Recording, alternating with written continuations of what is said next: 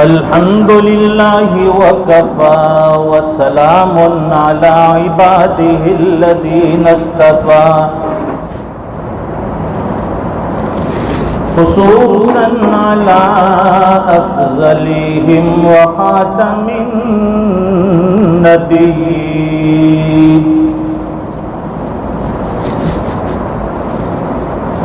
محمد الأمين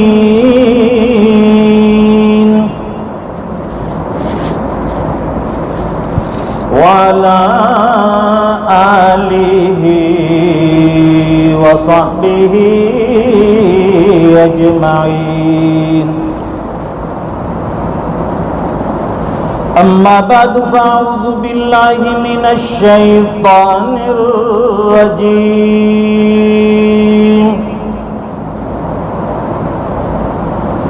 بسم الله الرحمن الرحيم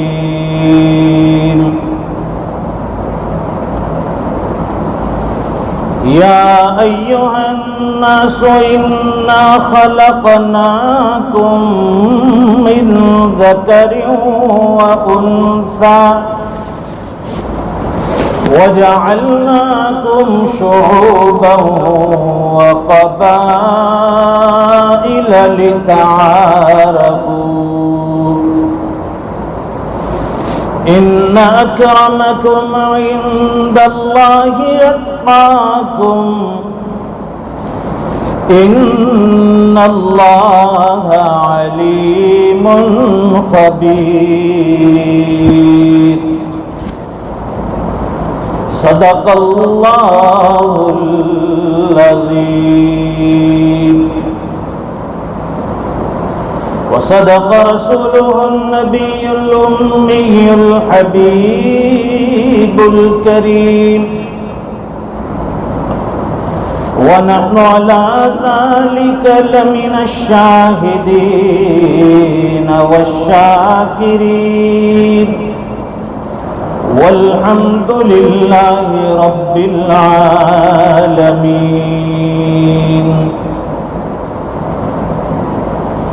اللهم صل على سيدنا ومولانا محمد وعلى آل سيدنا محمد وبارك وسلم بزرگوں اور دینی بھائیوں،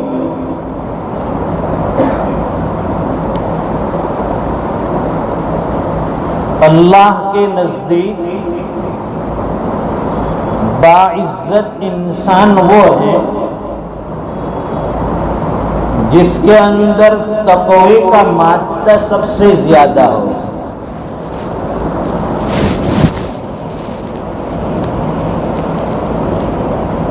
ایک ہوتا ہے خوف خدا، اللہ کا ڈر، اور ایک ہوتا ہے دنیا والوں کا ڈر۔ جس بندے کے دل میں خوف خدا نہ ہو، اس کے دل میں دنیا والوں کا ڈر ہوتا ہے۔ جو دنیا سے ڈرنے والا ہوتا ہے، سمجھ لیجئے کہ اس کے دل میں اللہ کا ڈر نہیں ہے، اور جو اللہ سے ڈرنے والا ہوتا ہے اس کے دل میں دنیا والوں کا ذرہ برابر ڈر نہیں ہوتا ہے۔ پھر اس کے لیے اللہ کے نام پر سب کچھ قربان کرنا ایک دم آسان ہو جاتا ہے۔ کوئی بھی کام، کوئی بھی عمل کرنے سے پہلے ہمارے دل میں دنیا کا ڈر ہوتا ہے۔ اگر فلاں کام کروں گا دنیا والے کیا کہیں گے، رشتہ دار کیا کہیں گے، اڑوسی پڑوسی کیا کہیں گے، محلے والے کیا کہیں گے، جماعت والے کیا کہیں گے، برادری والے کیا کہیں گے، معاشرے میں میری بدنامی ہوگی۔ ارے بھائی، مرنے کے بعد ہمیں دنیا والوں کو تو جواب نہیں دینا ہے، ہمیں اللہ کے حضور پیش ہونا ہے۔ احکم الحاکمین کے دربار میں پیشی ہونے والی ہے، پھر یہ دنیا والوں کا ڈر کیسا ہے؟ کہا جاتا ہے بھائی اسلامی شرعی لباس پہنیے، تو دل میں ڈر ہوتا ہے کہ اگر میں نے اسلامی لباس پہننا شروع کیا نوکری چلی جائے گی، کمپنی سے نکال دیا جائے گا، بے روزگار ہو جاؤں گا۔ اور دنیا کے حالات اس وقت بتا بھی یہی رہے ہیں کہ اگر آپ نے اسلامی تہذیب کو اپنایا تو کئی کمپنیوں سے آپ کو ریزائن کرنا پڑے گا، آپ کی نوکری چلی جائے گی۔ اب آدمی کے دل میں ڈر ہوتا ہے کہ اگر نوکری چلی جائے گی گھر کا کرایہ کیسے بھریں گے، لائٹ بل آئے گا، بجلی کا بل کیسے ادا کیا جائے گا، گیس کا سلنڈر ہر مہینے سر پر آ کر کھڑا ہو جاتا ہے، اس کا کیا ہوگا، بچوں کی تعلیم تربیت پرورش کا ایک مسئلہ ہوتا ہے، سوال ہوتا ہے۔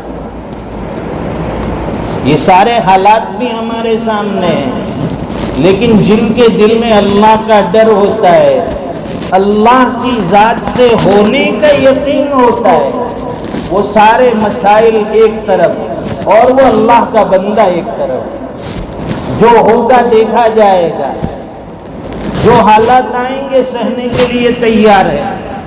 صحابہ کرام نے پیٹ پر پتھر باندھ کر تو یہ دین ہم تک پہنچایا، وہ بھی تو بھوکے پیاسے رہے، انہوں نے بھی قربانیاں دی، ان کی بھی خاندان برادری تھی، ان کی بھی اہل و عیال، ان کے بھی بچے تھے، لیکن مقصد ایک ہی، اللہ کے دین کی بلندی، اللہ کے دین کو اللہ کے بندوں تک پہنچانا۔ اور آدمی چاہے مدارس کی لائن سے ہو، خانقاہی لائن سے ہو، دعوت و تبلیغ کی لائن سے ہو، آدمی سیکھنے سکھانے کی نیت سے نکلتا ہے، اور اس کے ذریعے سے جو علم آتا ہے، جو شریعت کا علم ہمارے پاس آتا ہے، جتنا علم ہمارے اندر آتا جائے گا معرفت خداوندی بڑھتی جائے گی۔ اللہ کی معرفت جب ہمارے سامنے ہوتی ہے تو پھر دنیا کا ڈر دل سے نکلنا شروع ہو جاتا ہے۔ جو اللہ والے ہیں وہ کسی سے نہیں ڈرتے۔ صحابہ اکرام کے حالات دیکھیے، وہ صرف ایک سے ڈرتے تھے، اس لیے کسی سے نہیں ڈرتے۔ صحابہ کرام صرف ایک سے ڈرتے تھے، ایک اللہ سے ڈرتے تھے اور کسی سے نہیں ڈرتے۔ اور آج ہمارا یہ حال ہے کہ ہم اس ایک سے نہیں ڈرتے، اس لیے ہر ایک سے ڈرتے ہیں۔ لوگوں کی ناراضگی کی پرواہ ہے، فلاں ناراض ہو جائے گا، فلاں مجھے بائیکاٹ کرے گا، فلاں رشتہ توڑ دے گا، فلاں میرے ساتھ تعلق ختم کر دے گا۔ اس ڈر کی وجہ سے ہم دنیا میں کہیں کے نہیں رہے، دنیا بھی گئی، آخرت بھی جانے کی تیاری۔ دنیا کی ناراضگی کا ڈر ہے کہ ہمارے رشتہ دار ناراض ہوں گے، گاؤں برادری والے ناراض ہوں گے، میں نے فلاں عمل نہیں کیا۔ گھر میں شادی ہے، شادی میں اگر ہم نے ڈی جے نہیں لگایا، رات کو پارٹی نہیں دی، جوانوں کے ساتھ عیاشی نہیں کی، تو برادری میں منہ دکھانے کے قابل نہیں رہیں گے۔ یہ دنیا والوں کا ڈر ہے، دنیا والے ناراض ہو جائیں گے۔ اور اللہ والوں کی شان کیا ہوتی ہے؟ سارا جہاں ناراض ہو پروانا چاہیے، اور مد نظر تو مرضی جانا نہ چاہیے۔ بس اس نظر سے دیکھ کے تو کر یہ فیصلہ، کیا کیا تو کرنا چاہیے، کیا کیا نہ چاہیے۔ اگر برادری والے ناراض ہونا چاہے ہو جائے، رشتہ دار ناراض ہونا چاہے ہو جائے، اگر ہمارے متعلقین ہم سے ناراض ہو جائے کوئی پرواہ نہیں، احکم الحاکمین ہم سے ناراض نہ ہو جائے، کل قیامت کے دن اللہ کے دربار میں جب پیشی ہوگی، وہ پروردگار اگر ہم سے یہ کہہ دے گا کہ تیرے اعمال مجھے منظور نہیں، تیری زندگی قبول نہیں، تیرے اعمال یہاں قبول قابل قبول نہیں، انسان کے لیے بڑا خسارہ ہوگا۔ دنیا والے معمولی سی بات پر ناراض ہو جاتے ہیں، اور اگر ہدیت تحفے دے تو وہ راضی بھی ہو جاتے ہیں۔ پروردگار عالم وہ نیک اعمال سے، متقیوں کی زندگی سے راضی ہوتے ہیں۔ ان اکرمکم عند اللہ اتقاکم، اللہ کے نزدیک سب سے زیادہ عزت والا وہ ہیں جو سب سے زیادہ متقی اور پرہیزگار ہو۔ انسان کے پاس تقوی جتنا آتا جائے گا، امیر المؤمنین حضرت عمر فاروق رضی اللہ تعالیٰ عنہ نے غالباً حضرت ابی بن کعب رضی اللہ تعالیٰ عنہ سے پوچھا تھا کہ تقوی کسے کہتے ہیں؟ حضرت ابی نے فرمایا کہ کبھی آپ کا کسی خاردار، کسی کانٹے دار جھاڑیوں سے گزر ہوا ہے؟ کہا کہ ہاں۔ پوچھا کہ اس وقت ان خاردار جھاڑیوں سے، کانٹوں سے کیسے بچتے ہو؟ فاروق اعظم رضی اللہ تعالیٰ عنہ نے فرمایا کہ میں اپنے کپڑے کو، اپنے لباس کو، اپنے دامن کو سمیٹ لیتا ہوں، بچ بچ کر چلتا ہوں کہ کہیں یہ کانٹا میرے دامن میں چبھ نہ جائے، کہیں خاردار جھاڑیوں میں میرا کپڑا پھنس نہ جائے۔ حضرت ابی بن کعب رضی اللہ تعالیٰ عنہ نے فرمایا کہ دنیا کی زندگی بھی ایسی ہی ہے، تقوی اسی کو کہتے ہیں کہ دنیا میں انسان گناہوں سے اپنے دامن کو اس طرح بچائے کہ کسی گناہ کے لپیٹ میں نہ جا جائے، کسی گناہ والے کانٹے میں نہ پھنس جائے، تاکہ ہماری زندگی برباد نہ ہو۔ یہ تقوی ہے، آدمی بچ کر چلے۔ متقی جو ہوتے ہیں وہ کبائر سے بھی بچتے ہیں اور صغائر سے بھی بچتے ہیں۔ بڑے گناہوں سے تو بچتے ہی ہیں، لیکن چھوٹے چھوٹے گناہ جسے گناہ صغیرہ کہتے ہیں اسے بھی بچنے کا اہتمام ہے۔ اور آدمی جتنا گناہوں سے بچتا جائے گا، اپنے آپ کو بچاتا جائے گا، اللہ تعالیٰ تقوی والی زندگی اسے عطا فرماتے جائے گا۔ یہ نماز کیوں پڑھتے ہیں؟ معلوم ہے کہ یہی نماز ہمیں کل قیامت کے دن کام آنے والی ہے۔ اگر یہ جمعہ کی 2 رکعت قبول ہو گئی، اللہ کے دربار میں کھڑے ہو کر کہہ سکیں گے اے احکم الحاکمین، اے پروردگار عالم، جمعہ کا دن تھا، شدید دھوپ اور گرمی بھی تھی، کاروبار بھی سجا اور لگا ہوا تھا، دکان میں گاہک بھی آ رہے تھے، بزنس جمع ہوا تھا، سب تجارتیں چھوڑ کر، اپنے اہل و عیال کو چھوڑ کر، کام کو آگے پیچھے کر کے میں جمعہ کی نماز کے لیے وہاں آپ کے دربار میں پہنچ گیا۔ وہاں اللہ کے دربار میں انسان کی زندگی کی کچھ نیکیاں بھی کام آ گئی تو ہمارا بیڑا پار ہو جائے گا۔ لوگ بڑی بڑی عبادتیں لے کر آئیں گے، کوئی تہجد کی نماز پوری زندگی کی لے کر آئے گا، کوئی ہزاروں قرآن کریم ختم کر کے وہاں اللہ کے دربار میں پیش کرے گا، کوئی زندگی بھر کے ذکر و اذکار، معمولات، نیکیاں لے کر آئے گا، نیکیوں کے انبار اور ڈھیر لگے ہوں گے۔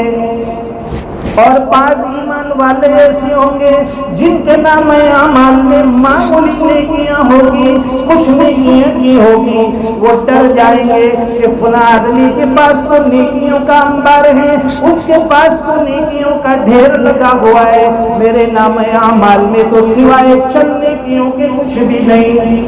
آج معاملہ بڑا مشکل ہے، لیکن پروردگار عالم جس کے دربار میں انسان کے دل کی کیفیت اس کے دل کا تقوی اللہ کا ڈر ہوتا ہے، اللہ کی ڈر کی وجہ سے معمولی نیکی ہوتی ہے، اللہ اسے قبول فرما لیتے ہیں۔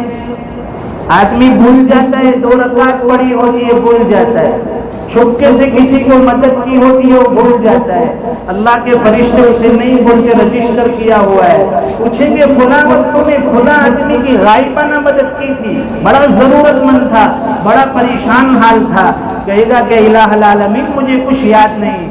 اللہ کے یہاں فرمایا جائے گا کہ تجھے یاد نہیں، لیکن لکھنے والے فرشتے نہیں بولتے، رجسٹر میں فلاں تیری نیکی لکھی ہوئی ہے، آج یہی نیکیاں تیرے لیے کام آ گئی، اسی کی برکت سے جا، میں نے تجھے معاف کر دیا، تیری مغفرت ہو گئی۔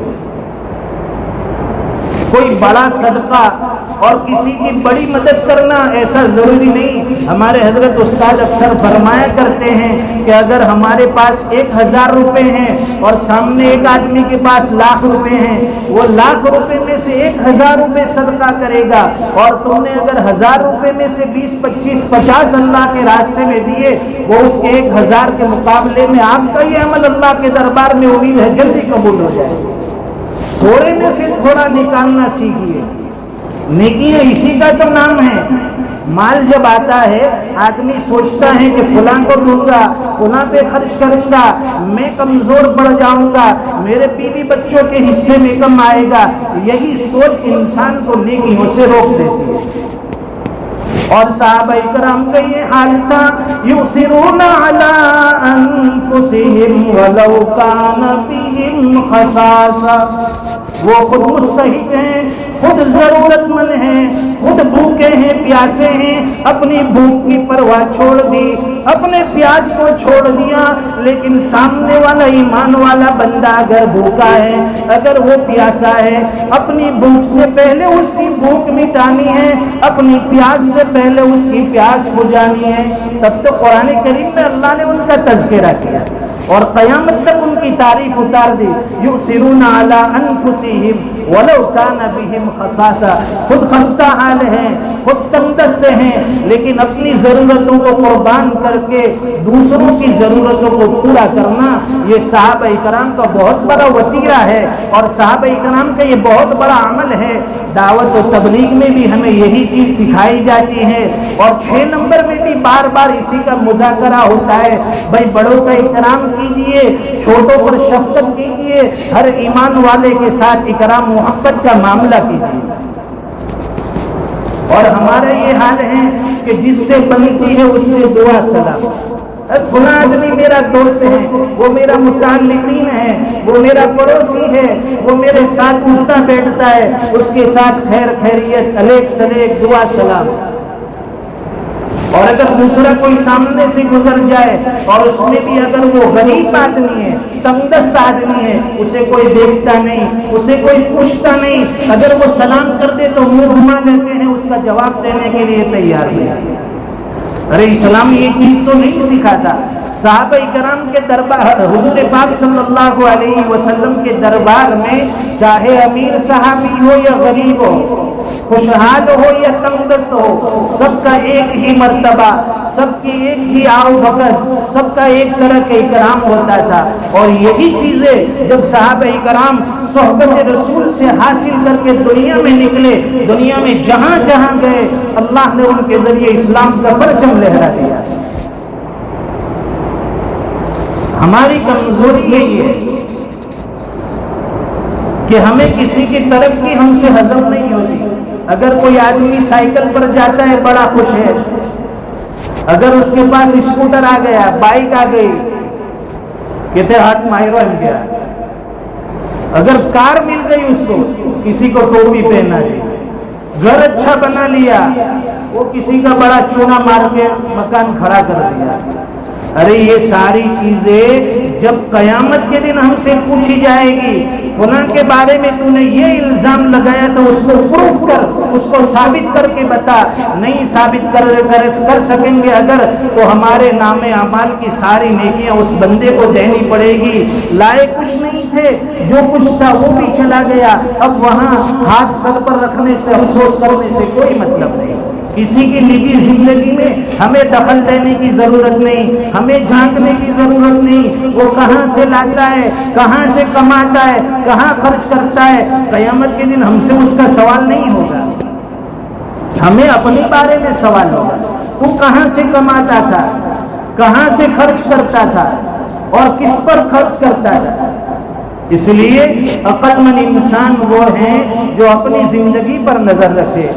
علماء نے لکھا ہے کہ جس بندے سے اللہ راضی ہوتے ہیں، دیکھیے اللہ کی رضا کی علامت اور نشانی کہ جس بندے سے اللہ راضی ہوتے ہیں اس کی بڑی نشانی یہ ہے کہ وہ بندہ دوسرے کے عیب دیکھنا چھوڑ دیتا ہے اور اس کی نظر خود اپنے عیب پر ہوتی ہے۔ میرے اندر کیا کمزوری ہے، میرے اندر کیا برائی ہے، وہ اسے ٹھیک کرتا ہے۔ وہ سامنے والے پر انگلی نہیں کرتا ہے کہ فلاں میں یہ عیب ہے، اس میں یہ برائی ہے۔ اور فرماتے ہیں کہ اللہ تعالیٰ جس بندے سے ناراض ہوتے ہیں اسے اپنے عیب نظر نہیں آتے، اسے دوسروں کے عیب تلاش کرنے میں لگا دیتے ہیں، دوسروں کی برائیاں ڈھونڈنے میں لگا دیتے ہیں۔ سمجھ لیجئے کہ اس بندے سے اللہ ناراض ہے۔